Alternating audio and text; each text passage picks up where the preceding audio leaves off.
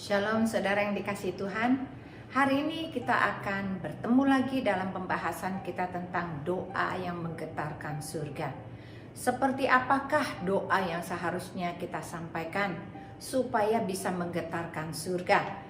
Baik, sebelum saya memulainya, saya ajak untuk kita semuanya berdoa terlebih dahulu. Bapa dalam surga, hari ini kami ingin mendengarkan firman-Mu mengenai doa yang menggetarkan surga.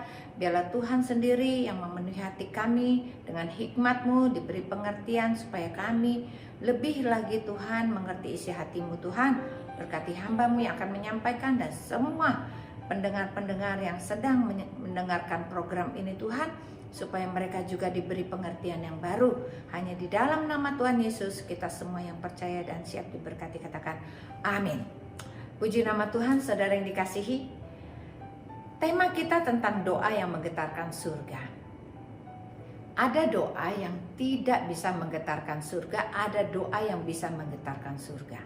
Bedanya di mana? Doa yang menggetarkan surga adalah doa yang sampai ke hati Bapa dan Bapa mau mendengarnya. Tentunya kita juga pernah mengalami bahwa kita berdoa lama sekali, kok doa kita tuh kok kayaknya gak pernah didengar. Kita berdoa bertahun, namun doa kita belum didengar.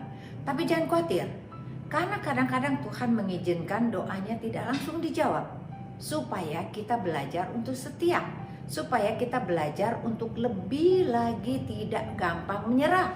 Itulah tandanya orang yang percaya, punya iman, tidak pantang menyerah, terus berdoa dan berdoa. Saya mempunyai satu pengalaman. Pada saat usia saya 10 tahun, saya mendengar guru sekolah minggu saya berkata, satu orang saja percaya dalam satu rumah, maka seisi keluarganya diselamatkan. Tahukah saudara, saya umur 10, saya mulai berdoa setiap hari untuk keluargaku. Saya 8 bersaudara dengan orang tua saya, dengan oma saya, dengan tante om saya. Sudah ada 13 orang yang saya harus doakan. Tetapi karena saya tidak mengerti apa itu Roh Kudus, apa itu kuasa Tuhan, saya tetap mendoakannya dengan bekal iman sebesar sebiji sesawi saja. Setiap hari saya tidak pernah lupa mendoakan mereka. Tiap hari saya berkata kepada Tuhan Yesus, saya bilang, Tuhan Yesus, tolong selamatkan keluargaku. Tolong selamatkan keluargaku. Usia saya 15 tahun, saya mulai menerima Yesus sebagai Tuhan dan Juru Selamat. Saya dibaptis, dan umur saya 16 tahun, saya mengajar sekolah minggu, dan saya mengajar 5 tahun. Perjalanan saya cukup lama bersama dengan Tuhan, tapi saya tidak pernah menyerah. Saya tetap berdoa untuk keluarga saya. Dan apa yang terjadi? Setelah saya berdoa 11 tahun lamanya, maka doa saya dijawab oleh Tuhan. Keluarga saya semuanya diselamatkan dan saya bersuka cita luar biasa. Hari ini saya ingin membahas tentang doa yang menggetarkan surga. Mari kita akan bersama-sama lihat ayatnya. Hal yang pertama yang ingin kita baca adalah dari Matius 6 ayat 5 dan 6 yang berkata begini. Dan apabila kamu berdoa, janganlah berdoa seperti orang munafik. Mereka suka mengucapkan doanya dengan berdiri dalam rumah-rumah ibadat dan pada tikungan-tikungan jalan raya, dan supaya mereka dilihat orang. Aku berkata kepadamu, sesungguhnya mereka sudah menerima upahnya. Tetapi jikalau engkau berdoa, masuklah ke dalam kamarmu, tutuplah pintu, dan berdoalah kepada Bapamu di tempat yang tersembunyi. Maka Bapamu akan melihat yang tersembunyi itu dan membalasnya kepadamu. Hal yang pertama, yaitu Tuhan ingin supaya kita jangan jadi orang munafik. Kalau kita berdoa, kita bisa berdoa di dalam hati kita. Kita boleh masuk ke dalam kamar dan mengunci pintu kita. Maka doa kita itu bisa didengar oleh Tuhan. Kenapa? Karena doa yang sungguh-sungguh dengan segenap hati, segenap jiwa itu akan masuk ke dalam pelatarannya Tuhan. Di dalam surga itu ada namanya, di depannya adalah kirbat Tuhan. di mana di dalam kirbat itu adalah tempat tampungan bagi semua orang-orang yang berdoa. Maka doa itu akan masuk ke sana. Dah kalau kita percaya bahwa doa kita akan dimasukkan ke dalam kirbat Allah, makanya kita harus sungguh-sungguh mencari wajahnya. Kita masuk ke dalam ruangan dan kita mulai berdoa. Tentunya engkau bertanya, aku belum bisa berdoa, caranya gimana ya? Kan aku ini gak pernah belajar Alkitab, aku orang biasa. Tahukah saudara yang dikasihi Tuhan, bahwa Tuhan itu mendengarkan suara hati kita. Bukan berapa banyaknya kata-kata yang kita ucapkan, atau berapa banyak luar biasanya kata-kata kita itu panjang dan lebar. Karena sebetulnya Tuhan sudah tahu isi hati kita. Itu hal yang pertama yang luar biasa. Jadi kita semua punya problem dalam kehidupan kita. Mungkin engkau ingin berdoa buat keluargamu, supaya Tuhan pulihkan keluargamu. Tentunya engkau memimpikan keluarga yang ideal, keluarga yang indah, yang harmonis. Itu menjadi doamu. Dan engkau mempunyai problem hubungan suami istri, punya masalah dan engkau ingin berdoa, jangan berhenti, masuk ke dalam kamarmu dan berdoa. Mungkin engkau punya problem dengan anakmu, atau dalam pekerjaanmu, atau di dalam komunitasmu. Apapun saja, kita hanya masuk ke dalam ruang doa. Di saat itulah kita mencari wajahnya. Tuhan Yesus berkata, orang yang mencari wajah Tuhan akan menemukan Tuhan. Orang yang terus-menerus masuk ke dalam hadirat Tuhan dan mencari wajah Tuhan, maka Tuhan sendiri yang akan mendatangi kita. Jangan khawatir, suatu hari doa kita pasti dijawab oleh Tuhan. Jangan pernah mundur dari apapun yang engkau ingin doakan supaya tercapai. Doa itu seperti iman. Iman tanpa perbuatan adalah mati. Jikalau engkau ingin menyatakan imanmu, bahwa engkau beriman bahwa doamu dijawab oleh Tuhan, kita harus melakukannya dengan sungguh-sungguh. Kita melakukannya dengan perbuatan, supaya dengan action kita dan perbuatan kita setiap hari, maka doa kita itu bisa dijawab Tuhan. Itu hal yang pertama. Kita tidak boleh munafik di dalam doa kita. Jangan jadi orang munafik. Itu hal yang pertama. Dan hal yang kedua, baik kita belajar. Markus 11 ayat 25 dan 26 berkata begini. Dan jika kamu berdiri untuk berdoa, ampunilah dahulu sekiranya ada barang sesuatu di dalam hatimu terhadap seseorang, supaya Bapamu juga yang di sorga mengampuni kesalahan-kesalahanmu. Tetapi jika kamu tidak mengampuni, maka Bapakmu yang di surga juga tidak mengampuni kesalahan-kesalahanmu. Berarti hal yang kedua yang paling penting menurut saya adalah kita harus mengampuni orang yang bersalah kepada kita. Karena kesalahan yang kita simpan itu bagaikan sebuah batu yang menutup doa kita masuk ke surga. Batu di hati kamu, batu di dalam dirimu, sehingga tidak bisa engkau mengampuni dulu musuhmu, sehingga doamu bisa terhambat. Makanya kadang-kadang kita berdoa, doa kita sepertinya cuma sampai di plafon kemudian turun lagi. Kenapa ya? Kok doaku kayaknya gak kedengeran sama Tuhan? Karena ada sesuatu dalam hatimu yang belum engkau ampuni musuhmu. Siapakah musuhmu? Mungkin engkau masih dendam, engkau masih marah, engkau masih sakit hati dengan perkataan-perkataan saudaramu, dengan suamimu, atau orang-orang di sekitarmu. Engkau terus simpan. Dan itu tidak baik. Kita harus lepaskan pengampunan. Pada saat kita melepaskan pengampunan, engkau bisa berdoa kepada Tuhan di ruangan, di kunci kamarmu. Engkau berkata, Tuhan, sebetulnya aku tidak sanggup, terlalu sakit buat aku untuk mengampuni musuhku ini. Tetapi karena engkau ada di dalam aku. Biarlah Tuhan tolong aku supaya bisa mengampuni musuh-musuhku.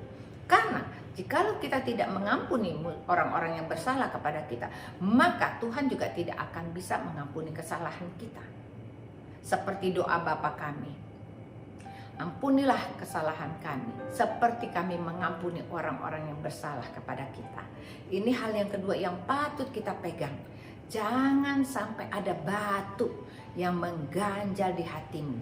Jangan ada sampai dendam yang ada di dalam hatimu.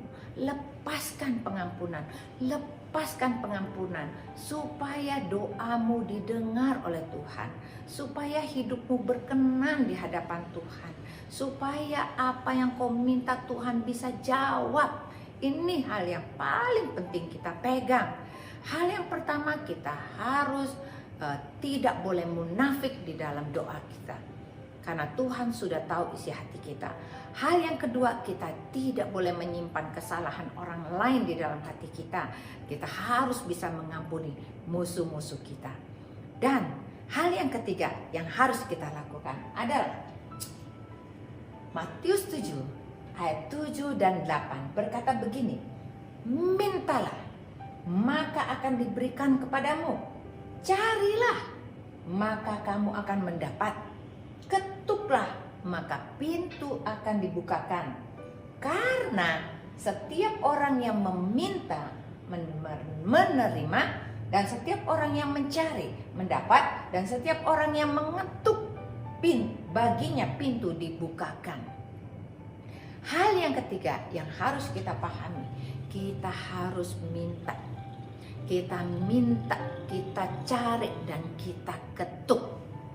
Kita ketuk hati Tuhan. Karena apa? Kalau kita terus mencari dan mencari, maka kita akan mendapat.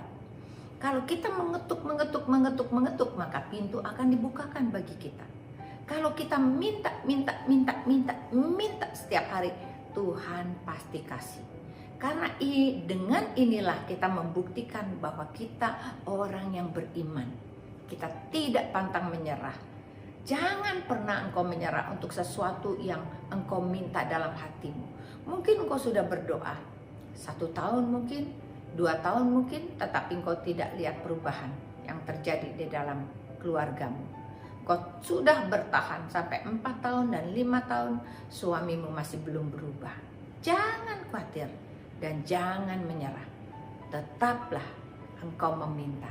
Tetaplah engkau mencari Tuhan. Tetaplah engkau ketuk pintu hati Tuhan. Bahkan Tuhan berkata begini kepada kita. Aku berdiri di depan pintu dan mengetuk. Barang siapa yang mendengarkan suaraku, maka aku akan masuk dan duduk makan bersama dengan dia dan dia bersama dengan aku. Ini adalah suatu kata-kata Tuhan Yesus sendiri yang luar biasa. Berarti Tuhan menjanjikan bahwa kita tidak akan pernah sendirian.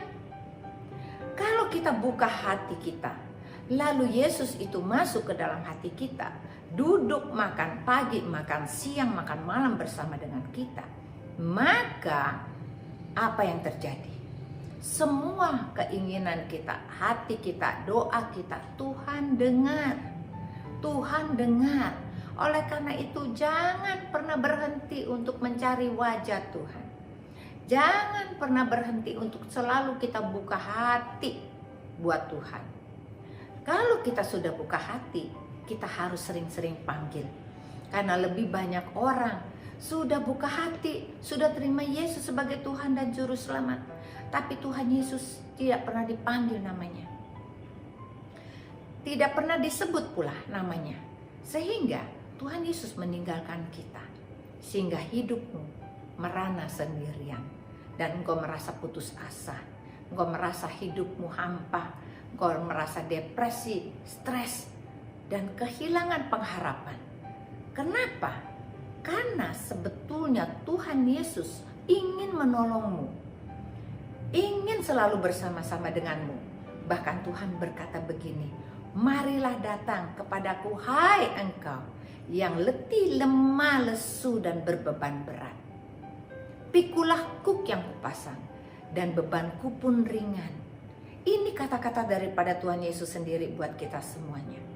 Kita dipanggil, kita lelah, kita lesu, letih, lemah lesu, dan berbeban berat. Tuhan katakan, mari datang kepadaku. Hai engkau yang letih, lemah lesu, dan berbeban berat. Maka aku akan memberikan kelegaan kepadamu. Pikulah kuk yang kupasang, dan bebanku pun ringan. Kalau kita datang sama Yesus, maka beban-beban hidup kita tidak lagi tanggung sendiri. Tadi saya sudah katakan bahwa Yesus ada di dalam hati kita bersama dengan kita.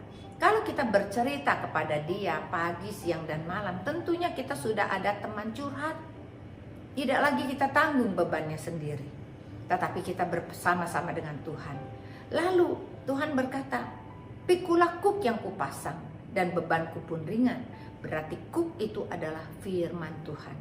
Karena bagaikan kerbau yang dipasang kuk di pundaknya supaya dia bisa berjalan lurus. Demikianlah hidup kita. Hidup kita tanpa firman Tuhan, kita akan ke kiri dan ke kanan, kita kehilangan jalan kita. Tetapi kalau kita bersama dengan Yesus, yaitu kuk yang dipasang dengan melalui firman Tuhan yang kita baca setiap hari. Setiap hari kita baca firman, maka hidup kita akan dipimpin sesuai dengan keinginan Tuhan. Dibawa kemanakah kita? Kita akan dibawa ke air yang tenang, di tempat peristirahatan, sehingga jiwamu bisa tenang. Ini hal yang benar-benar terjadi, bahwa Tuhan akan memberi kelegaan kepadamu dan juga kepadaku. Barang siapa yang mencari wajahnya, pasti akan menemukan. Mencari, dia akan mendapat. Mengetuk, dia akan dibukakan. Dia minta, pasti Tuhan kasih dan berikan. Ini hal ketiga. Mari kita lihat lagi hal berikutnya, supaya doa kita didengar dan menggetarkan surga. Hal yang keempat, yaitu kita harus benar-benar percaya.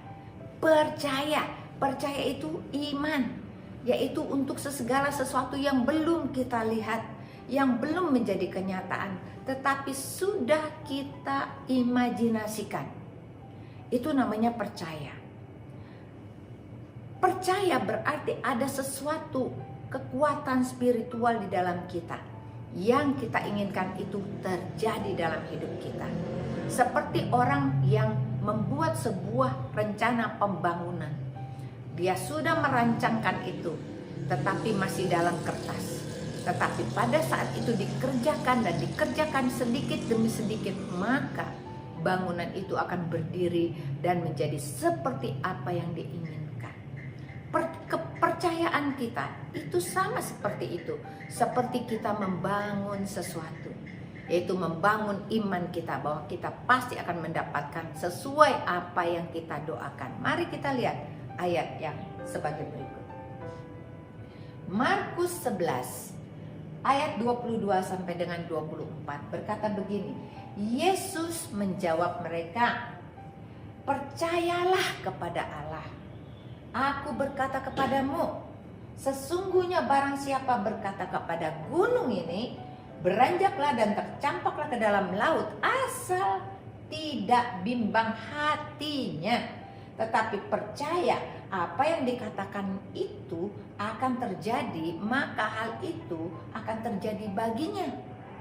Karena aku berkata kepadamu, apa saja yang kamu minta dan doakan, percayalah bahwa kamu telah menerimanya, maka hal itu akan diberikan kepadamu. Sama seperti doa saya untuk keluarga saya percaya saya akan menerimanya, keluarga saya akan diselamatkan. Saya begitu percaya dan percaya, apa yang terjadi, maka hal itu terjadi dan saya telah menerimanya.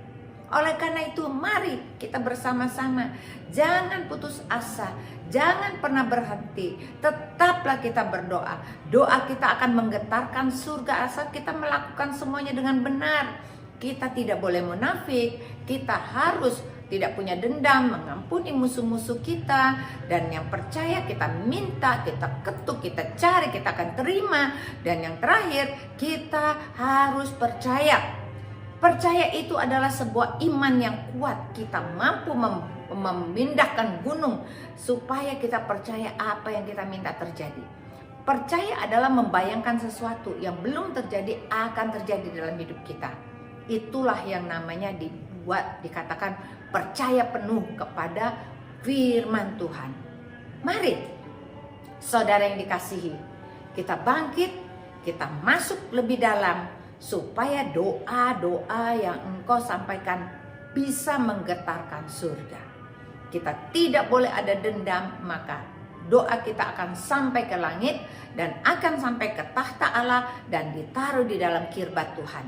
Maka engkau akan melihat kuasa mujizat terjadi di dalam kehidupanmu. Tuhan Yesus memberkati. Mari kita berdoa. Bapa, terima kasih untuk firman-Mu, untuk semua apa yang Kau katakan buat kami, supaya kami mempunyai iman yang besar dan kami terus berdoa untuk segala sesuatu yang sedang kami gumuli. Dan kami percaya dengan iman bahwa kami akan menerimanya, asal kami melakukan semua apa yang Tuhan inginkan dalam hidup kami. Kami sungguh mengucap syukur untuk semua firman-Mu yang Kau beritakan pada kami semua pada hari ini. Di dalam nama Tuhan Yesus, kita semua yang sudah diberkati katakan amin. Puji nama Tuhan. Tuhan Yesus memberkati.